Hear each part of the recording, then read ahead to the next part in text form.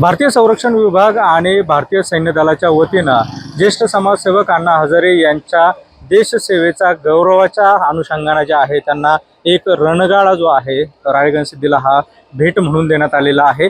T55 हा रणगाडा जो आहे तर तो आता राळेगणसिद्धी या ठिकाणी दाखल झालेला आहे आणि या रणगाड्यावरती आपण जर बघितलं तर शौर्य सिद्धी असं जे आहे तर त्याचं नामकरण करण्यात आलेलं आहे। खरं तर ज्येष्ठ समाजसेवक अण्णा हजारे यांनी भारतीय सैन्य दलामध्ये देखील सेवा बजावलेली आहे। त्याचबरोबर भारतीय सैन्य दलातून ज्या वेळेला निवृत्त झाले त्यानंतर त्यांनी देश सेवा जी आहे आपली सुरूच ठेवलेली होती आणि राळेगणसिद्धी या ठिकाणी जर बघितलं तर अगदी भारतभरातून मोठ्या संख्येने पर्यटक असेल युवक असतील हे दाखल होत असतात आणि त्यांना कुठेतरी प्रेरणा मिळावी या अनुषंगाने भारतीय सैन्य दलाकडून जे आहे हा T55 रणगाडा जो आहे तर तो राळेगणसिद्धीला भेट देण्यात आलेला आहे।